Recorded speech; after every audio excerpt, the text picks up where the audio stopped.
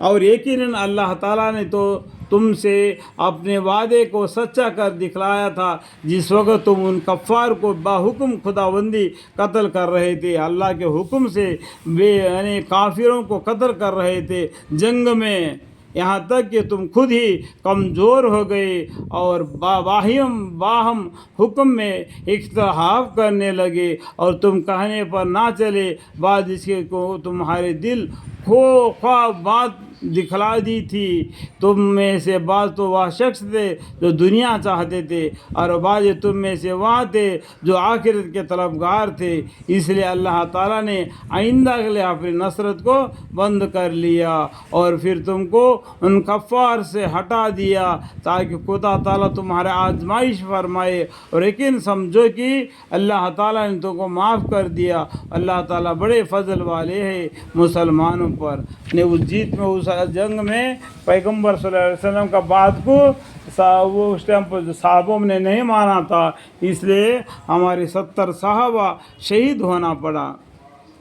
اور وقت یاد کرو جب کہ تم چلے جاتے تھے اور کسی کو مڑ کر بھی تو نہ دیکھتے تھے، اور رسول صلی اللہ علیہ وسلم تمہارے پیچھے کی جانب سے تم کو پکار رہے تھے، سو خدا تعالیٰ نے تم کو پادش میں غم دیا، بس غم کے دینے کے، تاکہ تم مغموم نہ ہوا کرو، نہ اس چیز پر جو تمہارے ہاتھ سے نکل جائے، نہ اس پر جو تم پر مصیبت پڑے، یعنی اس پر نہ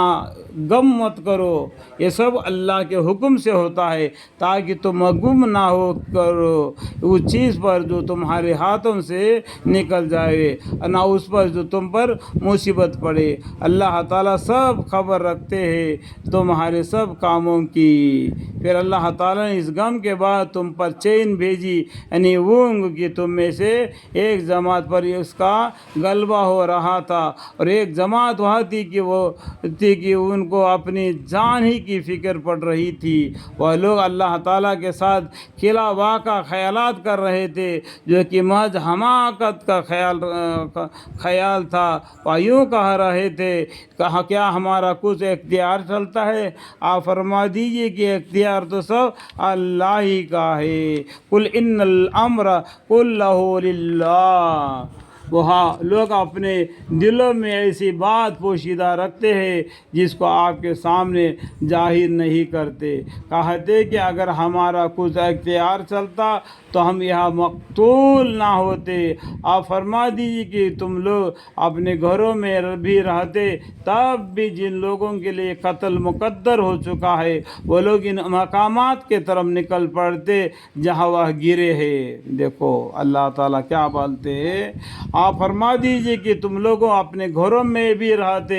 تب بھی جن لوگوں کے لیے قتل مقدر ہو چکا ہے وہ لوگ ان مقامات کے طرف نکل پڑتے جہاں وہ گرے ہیں۔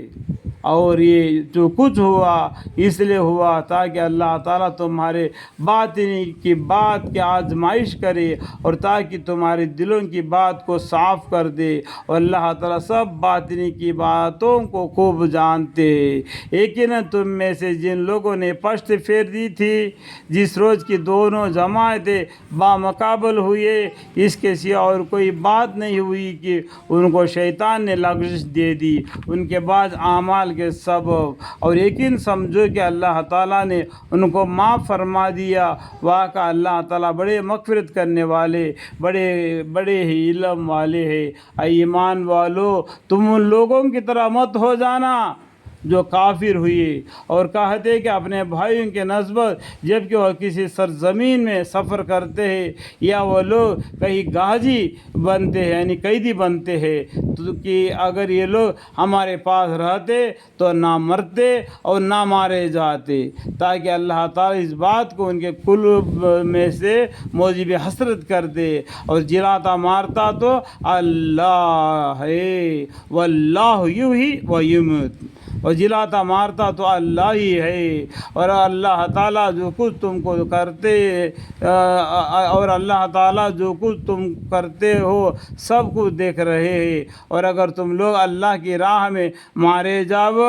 یا مر جاؤ تو بل ضرور اللہ تعالیٰ کے پاس کی مغفرت اور رحمت ان چیزوں سے بہتر ہے جن کو یہ لوگ جمع کر رہے ہیں۔ اور اگر تم مر گئے یا مارے گئے تو بل ضرور اللہ ہی کے پاس جمع کیے جاؤ گے۔ دیکھو کیا بولتے ہیں اللہ تعالیٰ،